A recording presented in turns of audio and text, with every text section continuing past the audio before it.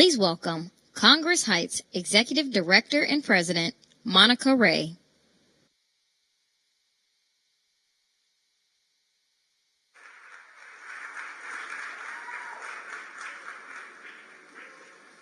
Good morning. Good afternoon. Welcome to Sycamore and Oak, where community flourishes and dreams soar. I am Monica Ray. I am the president of the Congress Heights Community Training and Development Corporation and the operator of the retail village here at Sycamore and Oak. I am so very honored to have the vice president here with us today. The vice president is fighting every day to ensure that every small business owner and entrepreneur in America has the resources it needs to thrive.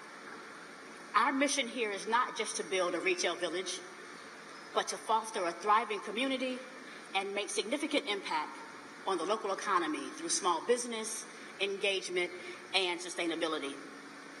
At Sycamore and Oak, along with our partners Red Brick LMD and Emerson Collective, we firmly believe the small businesses are the backbones of our economy. They are the driving force behind innovation, job creation, community development, wellness, and pride. As we open our doors to this one-of-a-kind retail village, we are not just offering products and services, we are creating opportunities for local entrepreneurs to build their passions and dreams and build generational wealth. Public-private ventures like Sycamore and Oak play a pivotal role in strengthening communities that suffer from years of disinvestment. We understand that vibrant, cohesive neighborhoods are built on the foundation of strong local businesses. When small businesses thrive, every community wins.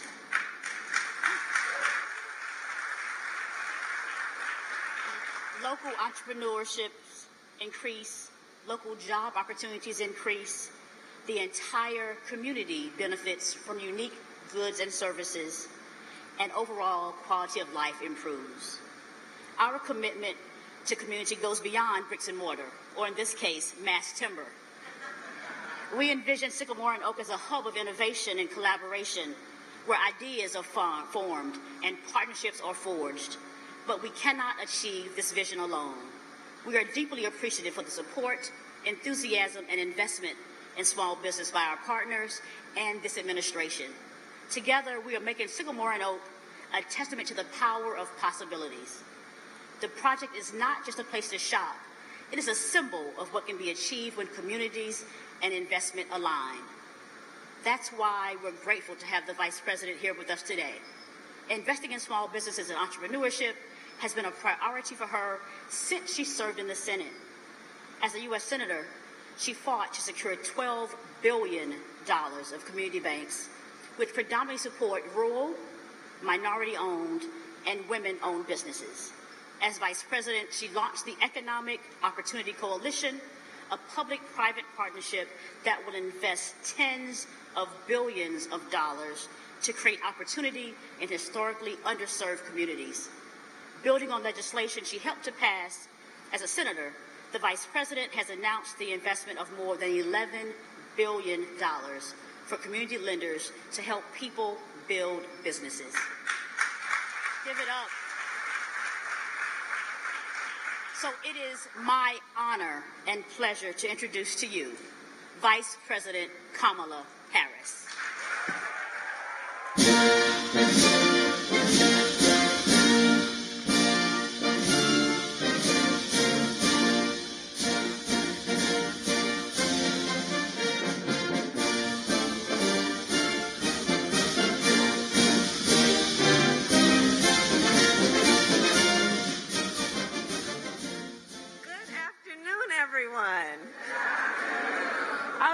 To Monica, I love what she said, the power of possibilities. Isn't that right? And really, the power behind the power of possibilities is that we as a community, as a society, see it and then invest in it. I had the great joy and honor and privilege of meeting with some of the small business owners who occupy this space, and I have to tell you, their innovation, their enthusiasm, their love of this community, and by extension, the country is really so inspiring. I love our small business owners. I really do. You know, but I just have to say, because many of you may know this, but, you know, my sister Maya and I were raised by our mother, and she worked long days. And we had a second mother who lived 2 doors down, Miss Shelton. And we lived in the apartment above the nursery school that Miss Shelton ran. She was a small business owner. And she was a matriarch of the community. She was not only a business leader, she was a civic leader. She was part of the cultural fabric of the community, as well as someone who hired locally, who mentored, and who role modeled what it means to be invested and be successful. And so this is very personal for me, to be here with all of you and to applaud the work that is being done here. And I want to thank Monica again for her introduction and for your leadership.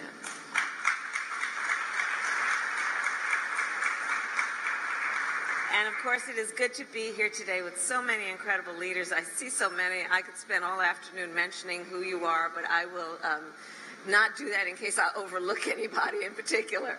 But I will say that, in particular, I do want to thank the leaders of our Commerce Department and Deputy Secretary Don Graves and Undersecretary Don Cravens. We've been working a lot together over these last couple of years, and they really are extraordinary. They've been traveling the country and really inspiring so much of the work we have done as an administration. So I thank the two Dons for all that you do. Thank you. Good. And to the small business owners and entrepreneurs of America, including those here today, you are the backbone of our communities and of our economy, and you are part of the pride of our nation.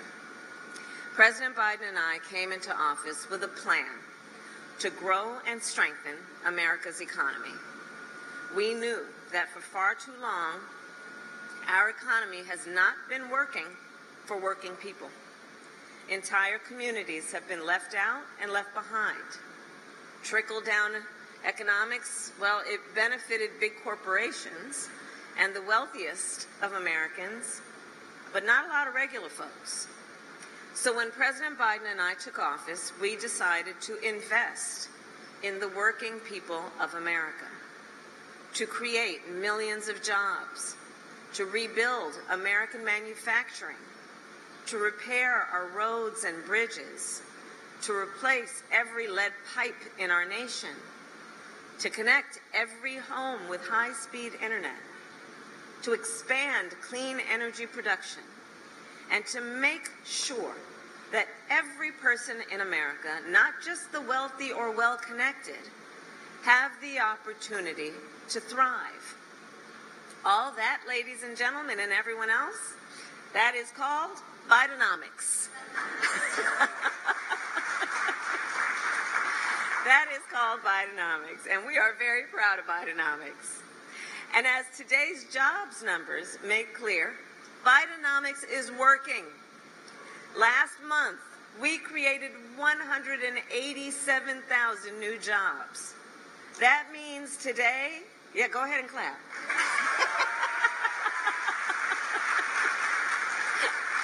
I don't want to step on the applause. That means today 187,000 more Americans are able to go to work, to provide for their family and invest in their future. Today's numbers reflect the point that President Biden has made many times. America's economy is strong and experiencing stable and steady growth. In fact, since we took office, we have created more than 13 million new jobs. In 2.5 years, we have created more jobs, more new jobs, than any other administration has created in 4.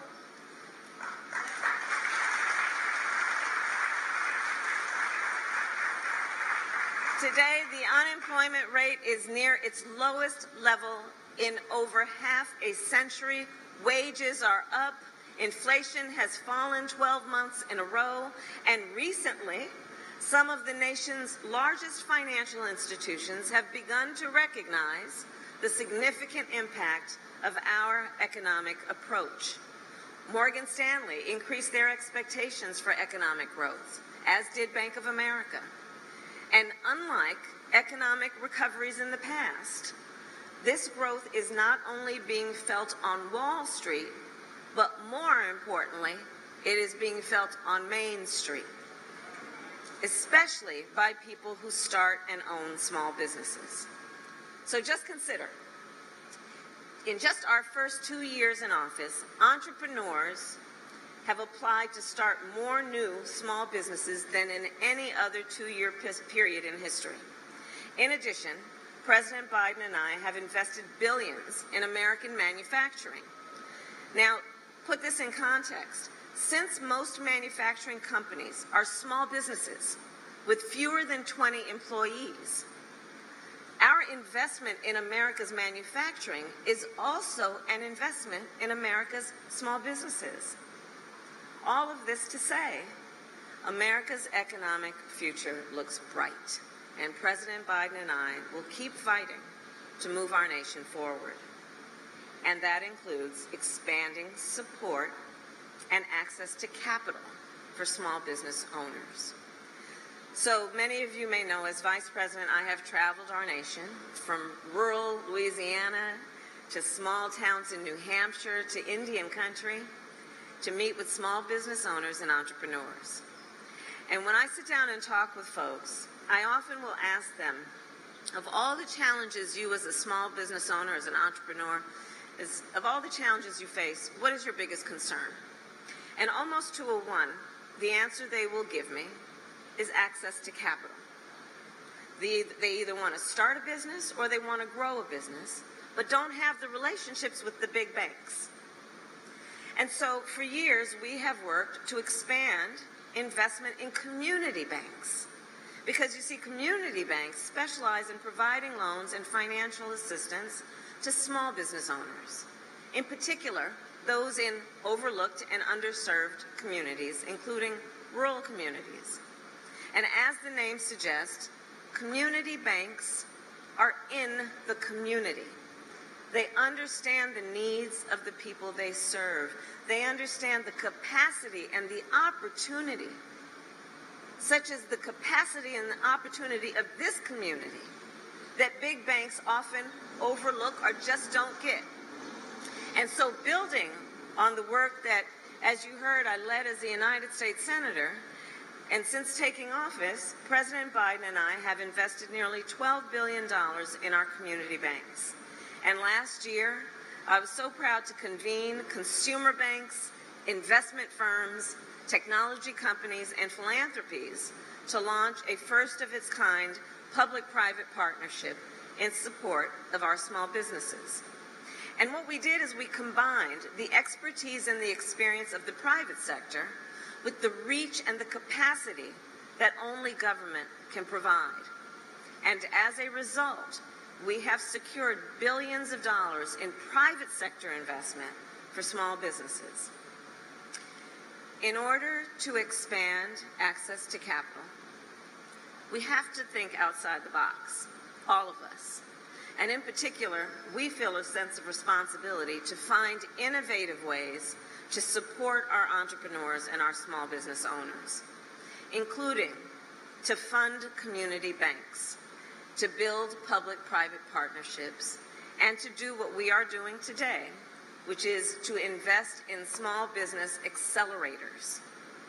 So small business accelerators are organizations that, in addition to capital, provide advice and support to entrepreneurs. Because most of us, in fact, didn't grow up necessarily having parents or others in our direct community that understood all of these business principles and understood high finance. But it's not that folks don't have a good idea or the ambition and the aspiration to do things, but just don't have access to the information. So basically, a small business accelerator is a one-stop shop for small businesses to succeed. And they provide everything from mentorship to management courses to assistance filling out business taxes. And so today I am proud to announce that we will invest $125 million in 43 small business accelerators.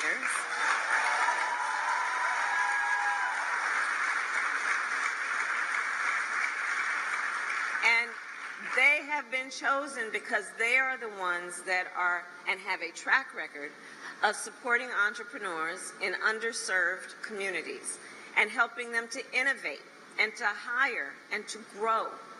And nearly all of these accelerators that we have funded are represented here today.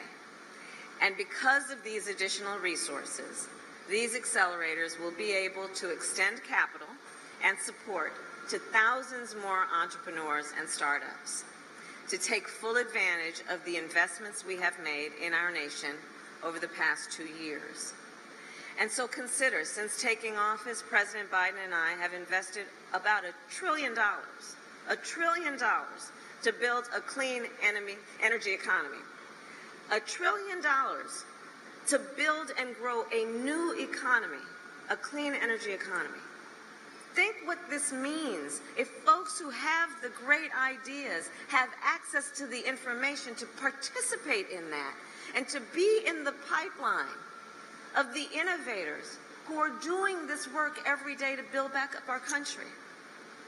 Today's investment in small business accelerators will help connect entrepreneurs and small business owners with the support and the guidance they need to break into the clean energy economy.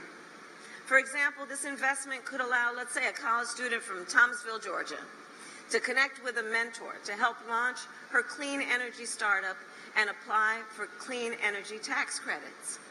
It could allow, let's say, a mother of 2 in Tempe, Arizona, who has a business plan to install solar panels, but she needs the technical support to learn how to turn that plan into a reality and meet the increasing demand for solar energy. That's where these accelerators come into play, to help connect that desire, that ambition, that great idea with the resources that are available to actually do that important, innovative work. This investment, for example, could allow a veteran who owns an auto repair shop in Milwaukee to access the capital he needs to buy equipment to repair electric vehicles. I've visited with some of these innovative small businesses. And, it was interesting. I met with one young innovator who was talking about how he was setting up this company to actually work on electric vehicles and electric batteries. And I said, well, tell me about the people who are working with you. And he said, well, we refer to them as technicians. I said, you mean mechanics? That's what we're talking about. We're talking about skills that exist, but what we're doing to upgrade those skills to meet the demands of new economies. And so through this investment and our whole Invest in America strategy, President Biden and I are working to make sure that small business owners and entrepreneurs have every type of support they need to grow. Because as Bidenomics continues to demonstrate, when we invest in the dreams, the ambitions of small business owners and entrepreneurs, it creates opportunity and prosperity for us all. Thank you all. May God bless you. May God bless America. Thank you.